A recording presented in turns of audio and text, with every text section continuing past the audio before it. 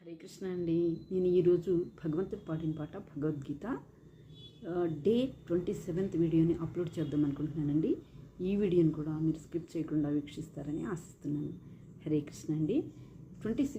Day 26th వీడియోలో శ్రీకృష్ణ భగవానుడు ఏమన్నారంటే, ఎవరికైతే బాధ్యత ఉందో, ఎవరికైతే నీతి ఉందో అటువంటి వాళ్ళు రాజ్యాధికారంలో ఉండాలి అని అర్జునుడిని యుద్ధం చేయమన్నారటండి.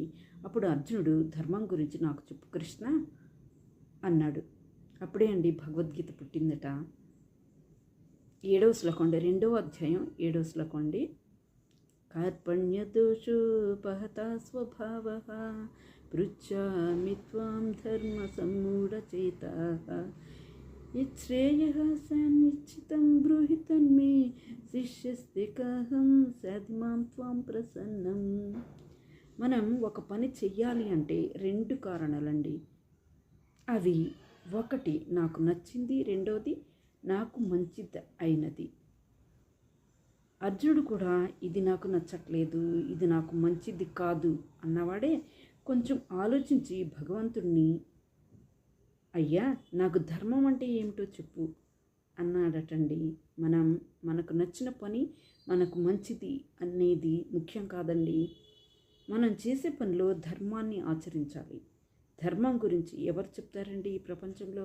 ఎవరి దగ్గర మనం ధర్మం నేర్చుకోవాలో సాక్షాత్తుగా మహాయోధుడైన అర్జునుడు మనకు తెలియజేస్తున్నారండి. భగవంతుడి దగ్గర నుంచి నేర్చుకోవాలి అని. భగవంతుడు సాక్షాత్ భగవాన్ ప్రణీతం. అర్జునుడి యొక్క పరిస్థితి ఎలా ఉందంటే, ఇంతకుముందు ఉన్న పరిస్థితి మారిపోయి, కృష్ణ ఇప్పుడు నాకు నువ్వు గురువువి, నేను నీకు శిష్యుణ్ణి అని ధర్మం గురించి చెప్పమని భగవంతుడిని అర్జునుడు వేడుకున్నాడటండి. ఇప్పుడు స్నేహితుడైన అర్జునుడు కృష్ణుడికి శిష్యుడైపోయాడు. రథసారథ్యం చేసే కృష్ణుడు ఇప్పుడు గురువు అయిపోయారు. ఇప్పుడు ఆ కురుక్షేత్ర యుద్ధం ఒక విద్యాలయం అయిపోయిందండి.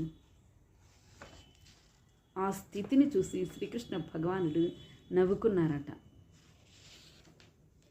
ఒక విషయం అండి, ఎవరైనా నేను నేర్చుకోవాలి, ఏ విషయం గురించి అయినా నేను అని అనుకునేవాడు ధర్మం మంచిని గురించి ఏ పరిస్థితుల్లో అయినా నేర్చుకోవచ్చండి. ఎలాంటి పరిస్థితుల్లో ఉన్నా మంచిని గురించి ఎవరైనా నేర్చుకోవచ్చు. ఇప్పుడు నేర్చుకోవాలి, అప్పుడు నేర్చుకోవాలని ఏమీ లేదండి టైం గురించి. హరే కృష్ణ అండి. నెక్స్ట్ వీడియోని కంటిన్యూ చేస్తాను. హరే కృష్ణ.